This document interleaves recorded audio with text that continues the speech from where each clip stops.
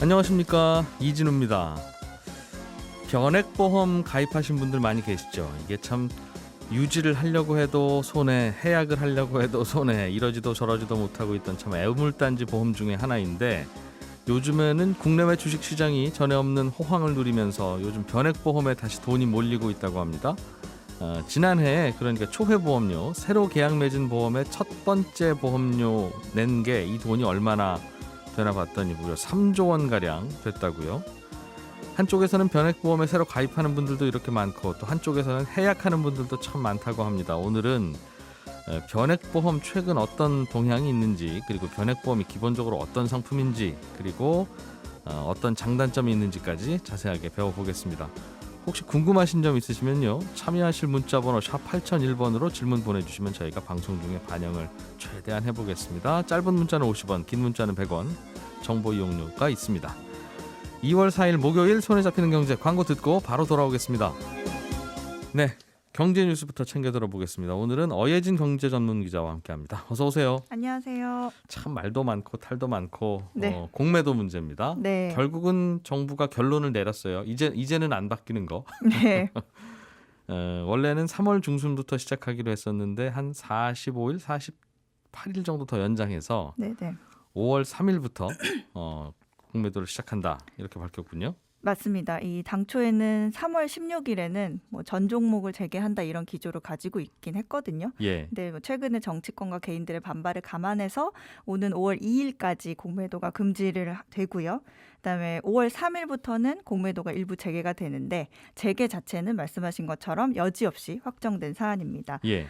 국제적으로 연결되어 있는 자본시장의 환경을 감안했을 때 글로벌 스탠다드인 공매도를 완전히 금지하거나 무기한 금지하기는 어렵다, 이렇게 결론을 내린 겁니다. 다만 시장과 투자자가 받는 충격을 최소화하기 위해서 코스피 200과 코스닥 150에 포함되는 대형주에 대한 공매도만 먼저 허용을 하기로 했습니다. 예. 이를 제외한 2037개 정도 되는 나머지 종목은요, 5월 3일 이후에도 공매도 금지 조치가 무기한 연장이 됩니다. 그러니까 일단은 삼성전자나 뭐 셀트리온 헬스케어 같은 규모가 큰 종목들의 공매도는 우선적으로 가능해진다는 얘기입니다.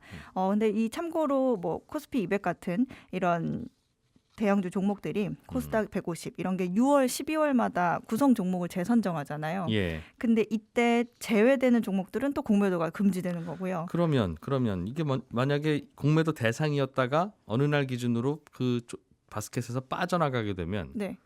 그러면 공매도 하면 안 되는 거니까. 네. 기존에 공매도 했던 분들은 다 다시 사서 담아야 되는 건지, 아니면 이날부터만 추가로 하는 것만 안 되는지, 이건 또 고민해 봐야 맞습니다. 되겠네요. 그것도 고민할 문제가 됐죠.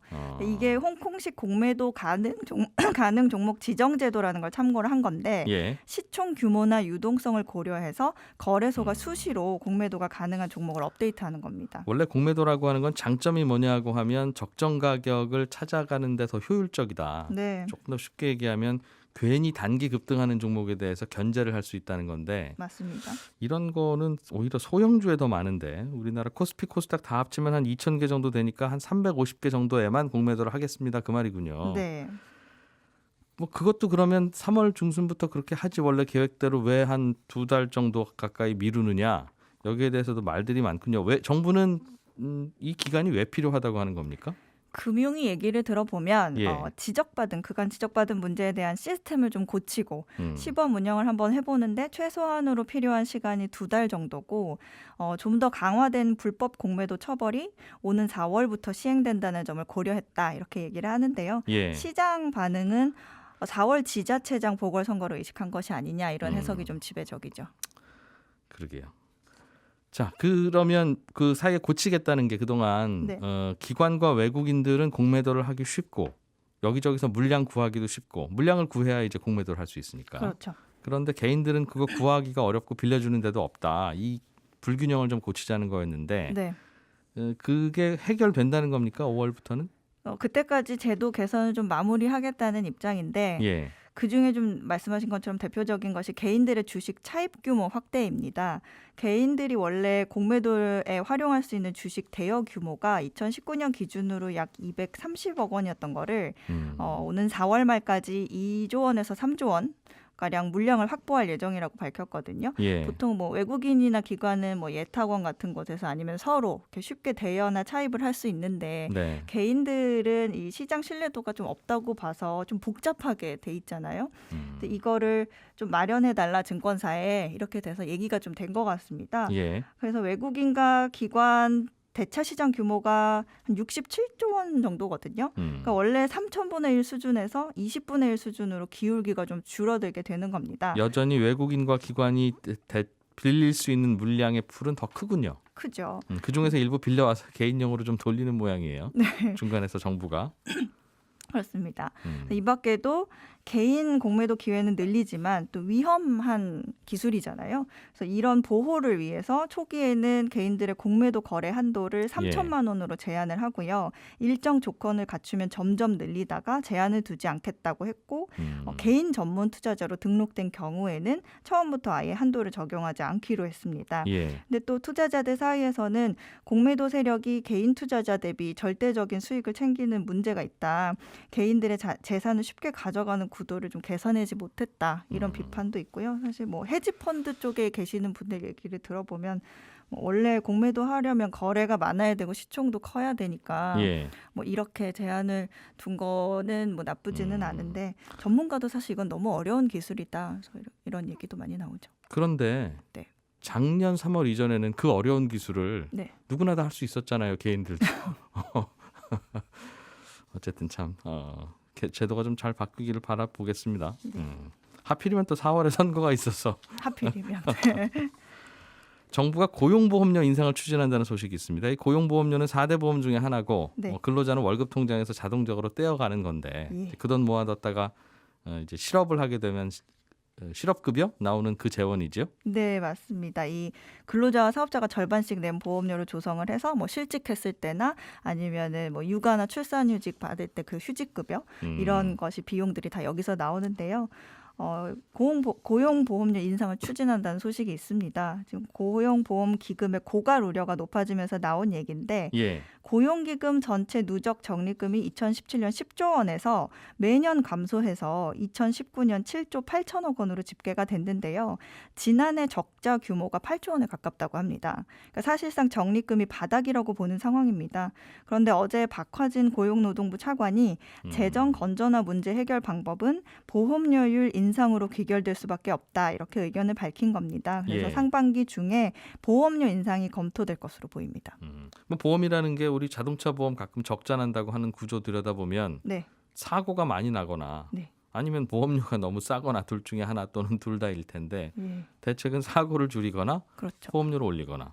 근데 이제 실업급여는 사고라는 게 이제 일자리를 잃게 되는 건데 그 사고야 뭐 맘 먹는다고 줄일 수 있는 게 아니니까. 네.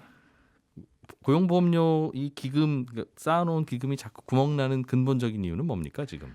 일단은 실업급여 지출이 주된 원인으로 분석이 되고 있습니다. 지난해 실업급여가 사상 최대를 기록했거든요.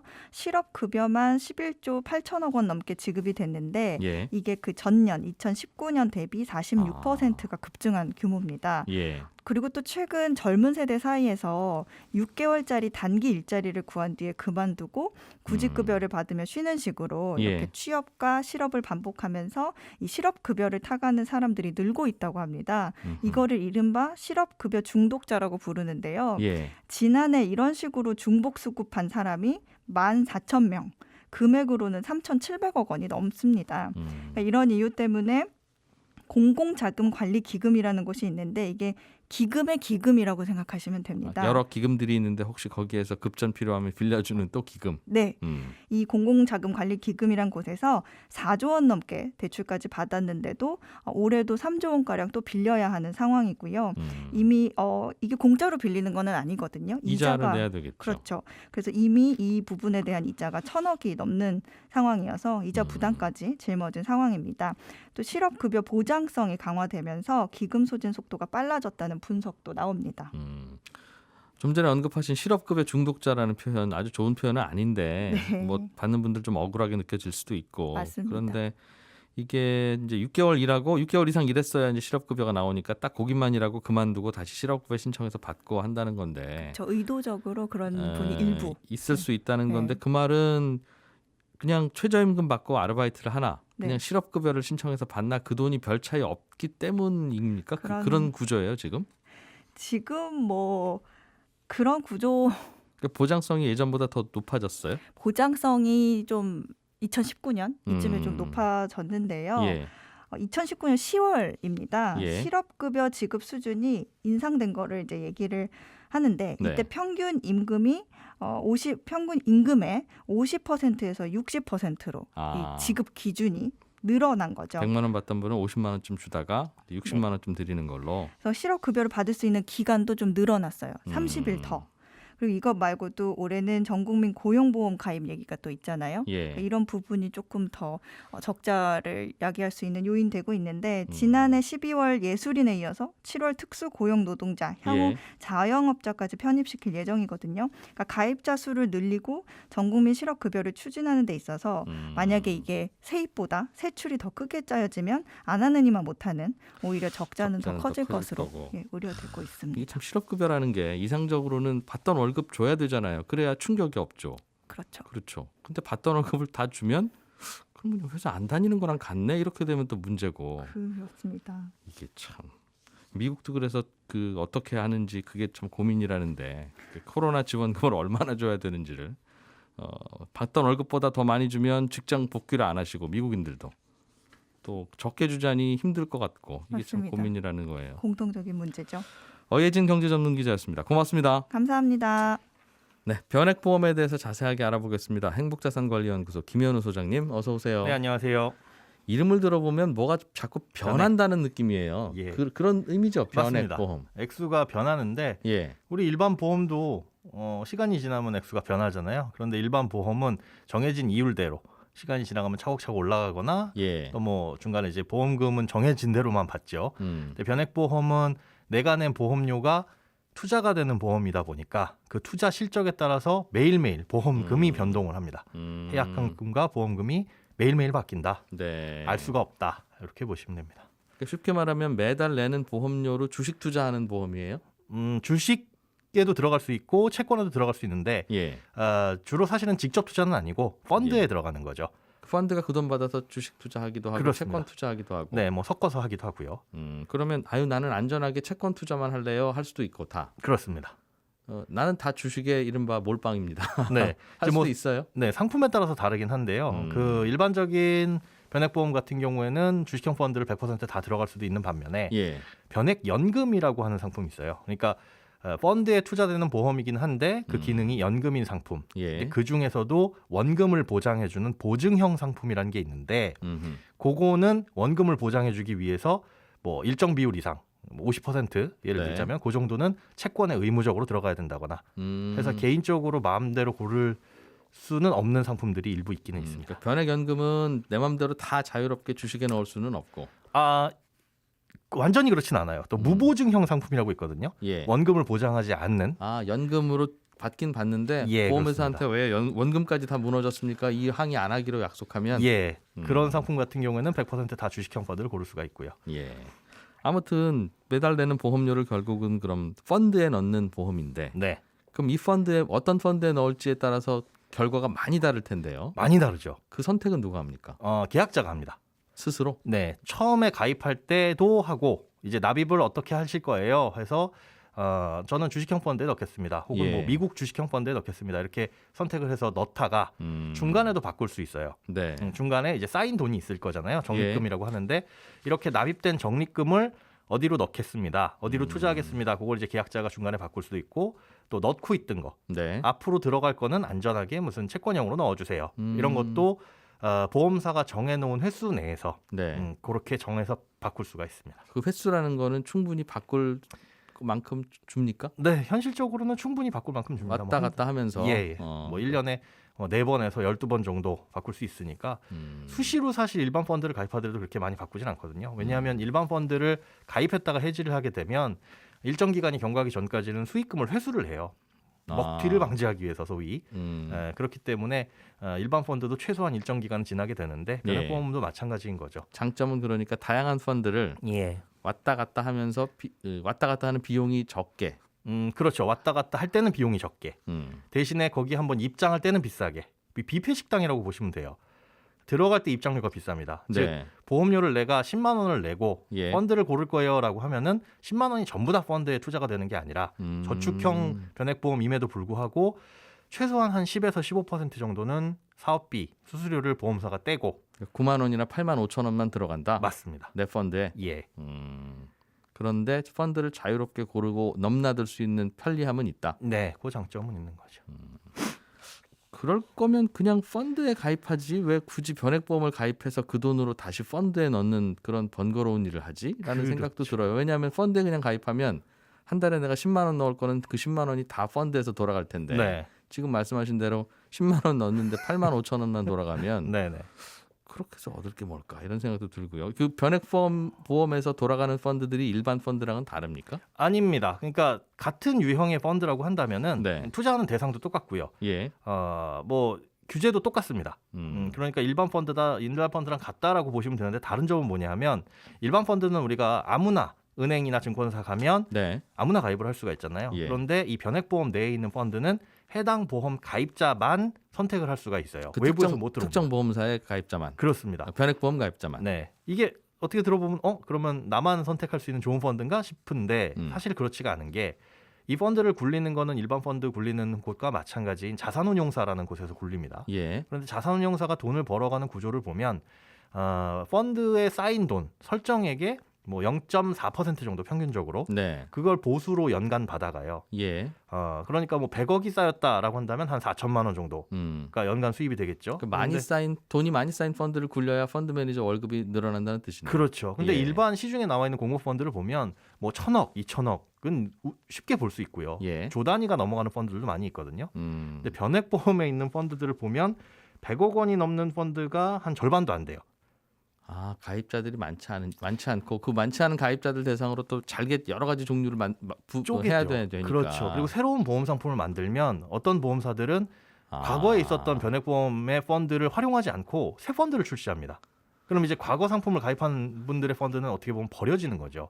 그런 이제 짜투리 펀드라고 보는 게 100억 원이 넘지 않는, 50억이 넘지 않는 펀드들도 지금 전체가 1,713개인데 이 중에 50억 원도 안 되는 게 833개입니다. 펀드 매니저 입장에서는 돈도 안 되면서 그렇죠. 귀찮게만 하는 펀드가 되는군요. 그런 느낌일 수가 있다는 거죠. 하루에 한 10명 들어오는 뷔페 식당에서 반찬 만드시는 분 마음이랑 비슷한 이거 뭐 한 정답입니다. 5명 먹을 것 같은데 네. 또 이거 뭐 데쳐야 되네 이제 네, 이런 네. 느낌. 그렇다고 조리를 안 해놓고 낼 수는 없는 거고요. 그러다 보니 관리 제대로 안 될 것이고 예. 실제로 수익률도 별로 안 좋아요. 그래서 그래서 이 펀드들 전체를 놓고 예를 들어 변액보험 내에 있는 펀드, 국내 주식형 펀드 전체를 놓고 수익률을 따지면 평균 수익률을 따지면 너무 형편없어져가지고 이 상위 10% 있는 정도의 펀드만 한번 비교를 해봤어요. 결과적으로 봤을 때 공부 잘하는 놈은 비슷비슷합니다. 즉 변액보험 내에 있는 상위 10%의 펀드의 수익률이나 예. 일반 펀드의 수익률이나 별반 차이는 없어요.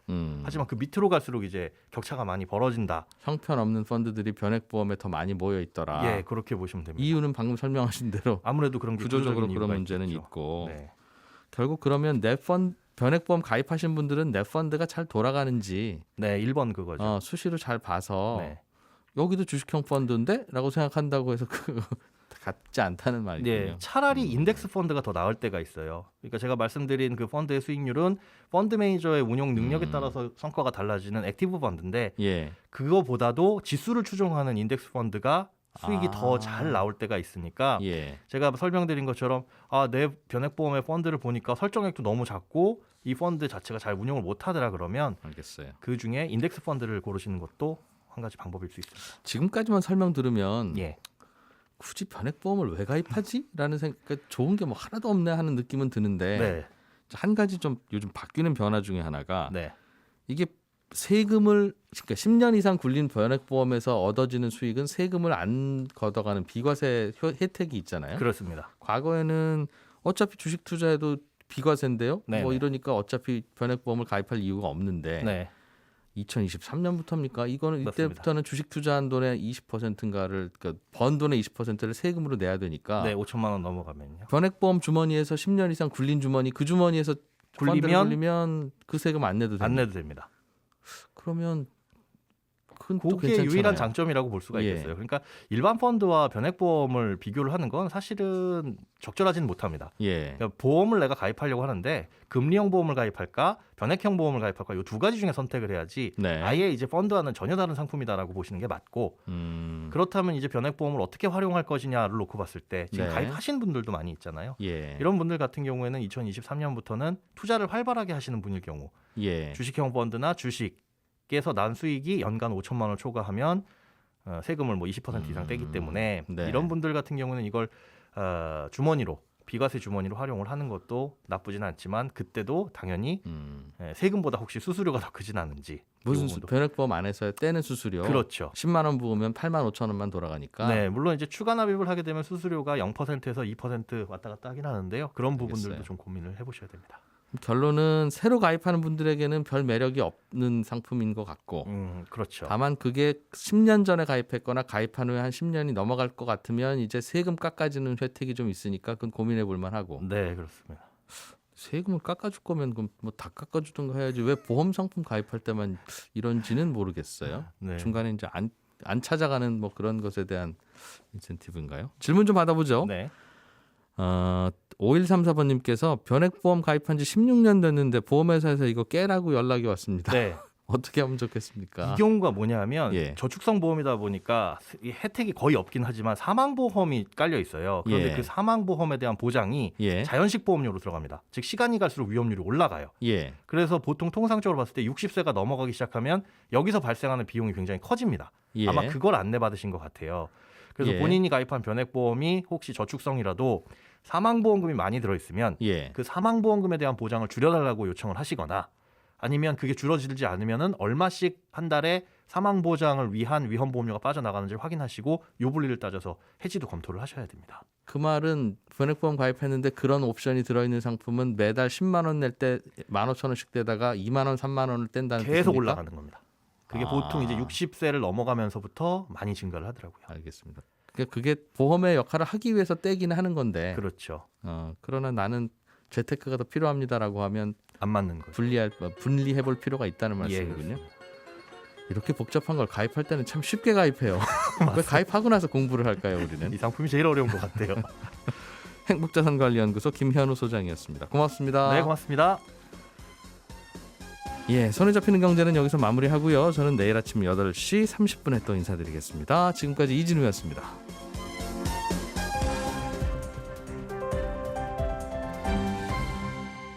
경제를 생각하는 사람들의 즐거운 습관.